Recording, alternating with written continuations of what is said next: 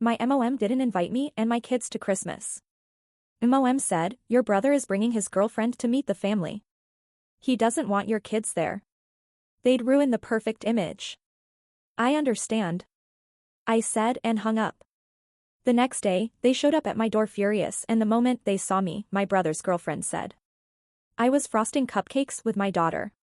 When my phone buzzed Mom, I wiped my hands, smiled and answered expecting holiday chatter. Instead, her voice came sharp, rehearsed, almost practiced Claire about Christmas. Your brother Ethan is bringing his girlfriend to meet the family, and she wants everything to look perfect so your kids can't come. They'd ruin the image. I froze. Lily was humming beside the tree.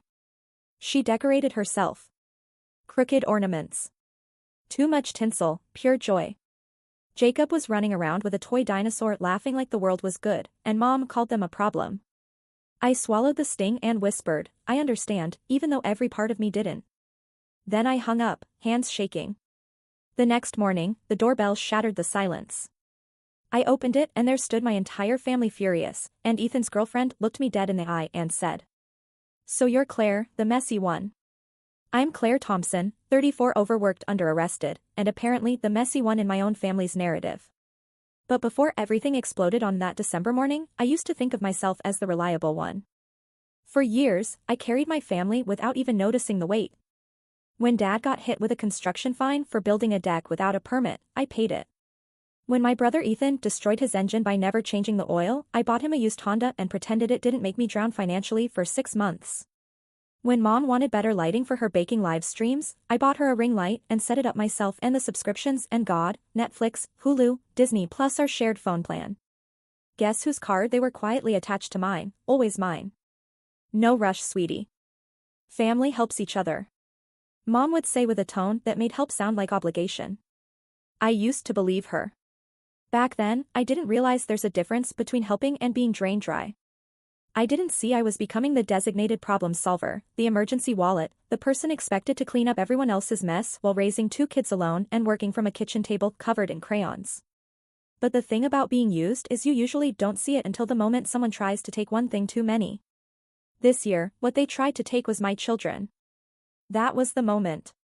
Everything finally snapped that night after Mom told me my kids didn't fit the image. I didn't sleep. I lay on my couch staring at the ceiling while the living room glowed faintly from the cheap string lights. Lily insisted we keep on.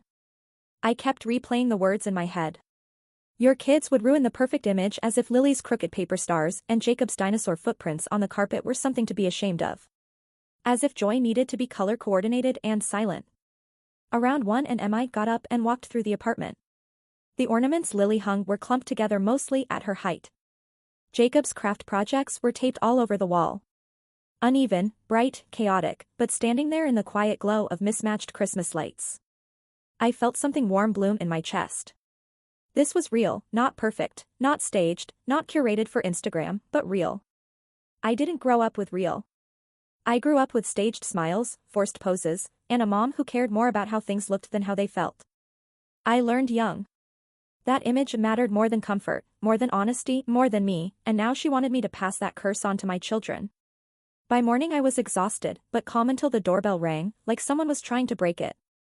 I opened the door and there they were. Mom, Dad, Ethan, and her, the new girlfriend. Blonde hair in a neat ponytail, beige coat, beige boots, beige personality. Everything about her screamed minimalist influencer starter pack. Her name was Brianna and I had only met her once. That time, she spent more time taking photos of her pancakes than actually eating them. The moment she stepped into my doorway, she looked past me into my apartment at the toys, the scribbled drawings. The lived-in mess, and her lips tightened almost invisibly. Then she said, all sugar and judgment. Oh, so this is the chaos you bring into the family aesthetic. And for the first time in years, I felt something inside me shift. Not guilt, not shame, but clarity. This wasn't just about Christmas, this was about control, and I was done being controlled. Mom pushed past me as if I were a doormat. She'd wiped her shoes on 1,000 times before her eyes darted around my apartment. The toys, the craft paper, the half-finished school project on the table, and she sighed like the mess personally offended her. Claire, sweetheart, this is exactly what Ethan is worried about. Worried about what? I asked, crossing my arms, that your situation might overshadow things. My situation, not my life, not my children. My situation.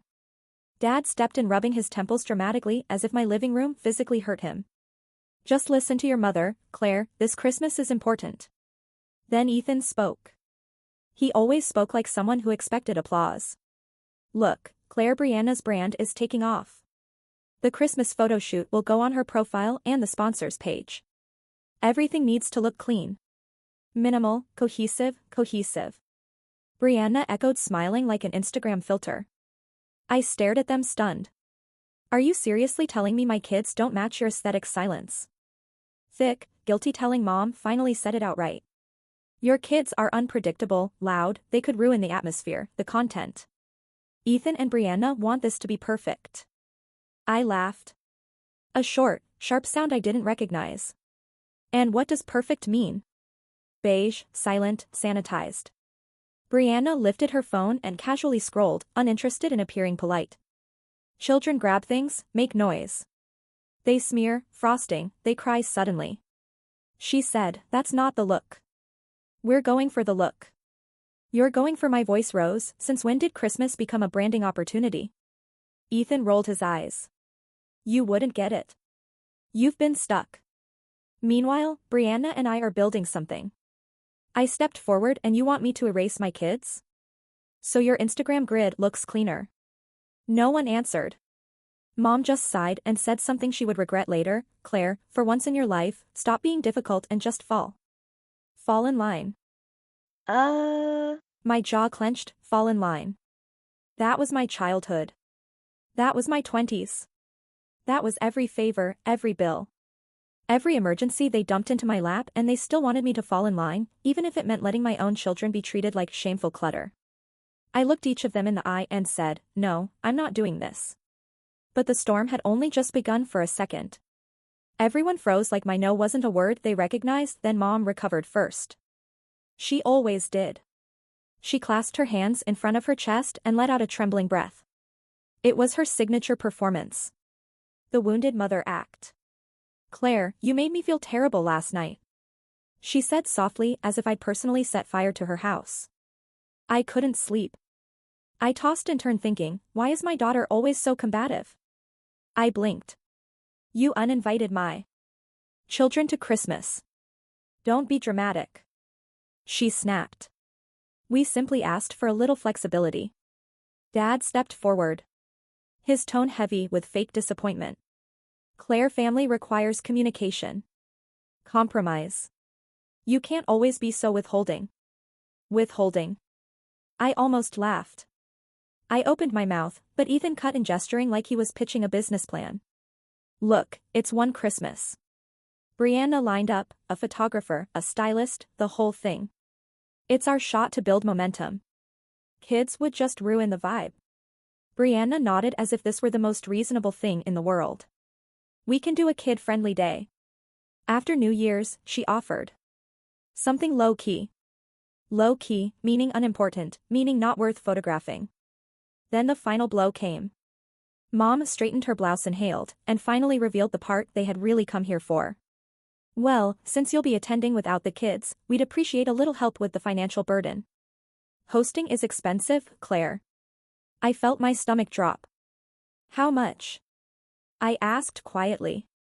Mom's eyes widened in fake shock. Oh, don't be crass. Then she said it anyway.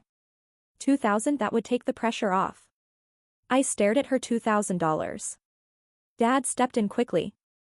It's not just for the party, it's support, togetherness. You've always been generous. Brianna chimed in, bright as a blade. Of course you'd only join us if you come alone. The energy needs to stay clean. I felt something burn under my skin. Not sadness, not shock, but rage that had been waiting years for oxygen, right? Then Jacob shuffled into the hallway behind me, hair messy, holding his stuffed triceratops. He blinked at the four adults like they were some strange cold weather creatures. Mommy pancakes? He asked. Brianna's smile flickered. Just for a second. I turned my body so Jacob couldn't see their expressions. Go sit, sweetheart. I whispered. Mommy will make some. He nodded and ran back toward the kitchen. When I faced my family again, everything in me had crystallized. Let me think, I said calmly. Mom pressed her lips together. Today would be best. We have deposits. Ethan lifted his chin. Friends, don't let friends miss opportunities. Dad corrected him. Family. Ethan nodded proudly like he'd invented the word, right? I said voice, steady family. Then I slowly closed the door on all four of them, watching their faces disappear inch by inch. And the second the latch clicked, I felt my pulse hammering in my ears. Something had shifted irreversibly, the version of me who always said yes, always paid, always swallowed her discomfort so they didn't have to feel theirs. She was done completely. Finally, irrevocably done.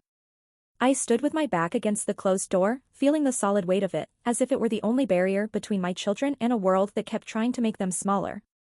Inside the kitchen, Jacob was banging a spoon against the table. Lily was humming slightly off-key, as always. It was messy, loud, alive, exactly everything. My family hated my phone, buzzed family group chat, Thompson immediate. Mom renamed it last year right after I paid Dad's overdue tax bill. Mom, Claire, please don't be difficult. Dad, we need a decision by 3. Ethan Venmo is fine. Photographer needs confirmation. Brianna sending inspo. 3 beige squares appeared. A white tablecloth, bleached pine cones, candles arranged like a sterile altar. I stared at them. Then opened my photo album, the folder I called Receipts, not out of spite. Out of survival. Screenshots of every emergency I'd covered, every bill, every temporary subscription, every stolen login, every late-night expense. They never paid back a whole history of being drained. I selected 12 images, a collage of truth, and dropped them into the group. Me. Just a reminder, Mom replied in 8 seconds, Mom tacky. Ethan, we said we'd pay you back. Dad. Family doesn't nickel and dime Brianna. Money is leverage over family is not the vibe. I felt something in me ignite me. You also said that about the car, the phone plan, the Adobe charges, the photo equipment, me. Funny how none of it got paid. Dots appeared, stopped, appeared again, stopped again. Then Mom called. I declined. She texted instead. Mom, you're blowing this out of proportion. Be an adult. Me. I am. Here's what changes. Now, I typed slowly, deliberately, each sentence, a boundary I should have set years ago. I'm removing you from my phone plan. At the end of this cycle, I'm changing my Adobe password. Streaming accounts will be logged out today. I won't fund any event. My kids are excluded from any unauthorized charge on my business card will be reported as fraud. Then I hit send. Silence exploded then. Dad, this is hostile, Claire. Mom, your children will hear about this. Ethan, you're ruining Christmas. Over $2,000.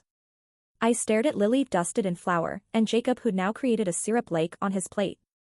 No money wasn't the problem. Me. I'm protecting them. Me and myself.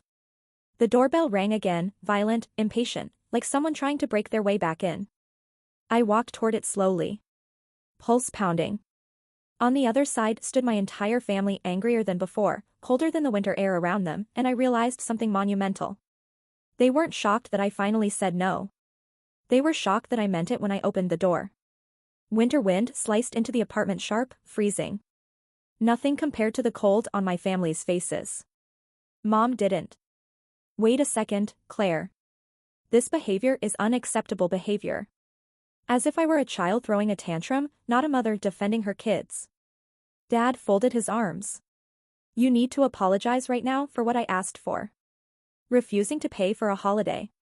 I'm not allowed to bring my children to for your attitude. He snapped.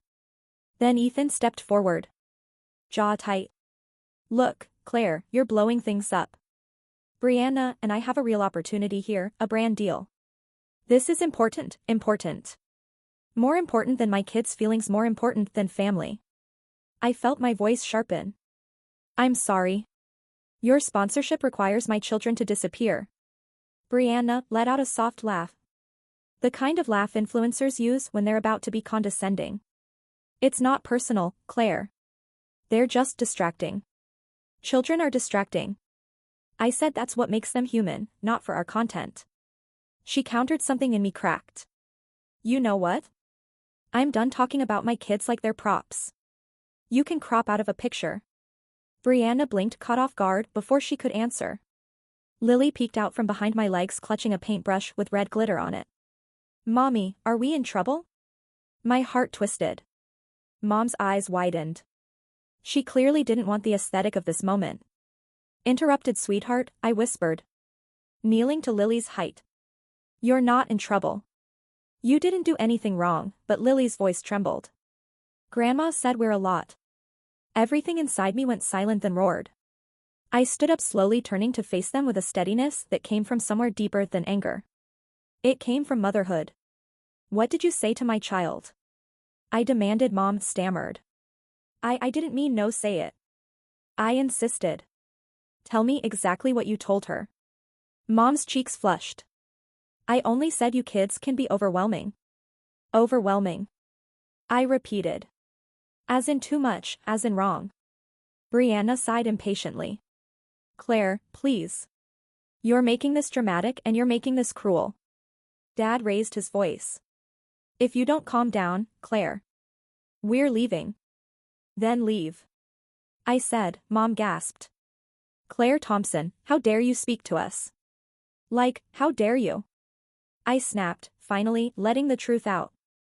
Walk into my home and treat my children like inconveniences. How dare you ask me for $2,000 while calling my kids a problem? How dare you pretend you're the victims? While I've spent years cleaning up your emergencies, the silence was electric.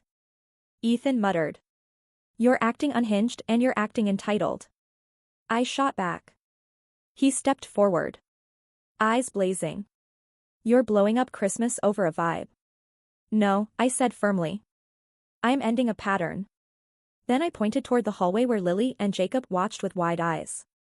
If my kids aren't welcome, neither am I.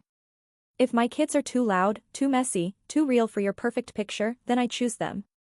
Every time Mom's lips trembled, you'll regret this, Claire. No, I said, voice steady. I'll regret every moment. I stayed quiet. I moved to close the door. Dad tried one last guilt trip. Think of the bigger picture. I am. I said, and it's not beige. Then I shut the door. Not slamming, not screaming. Just closing it with a finality that shook the room inside the apartment. Felt warm again, not perfect, but ours. And for the first time in years, I let myself breathe deeply, freely, because the war wasn't over, but I had finally chosen my side.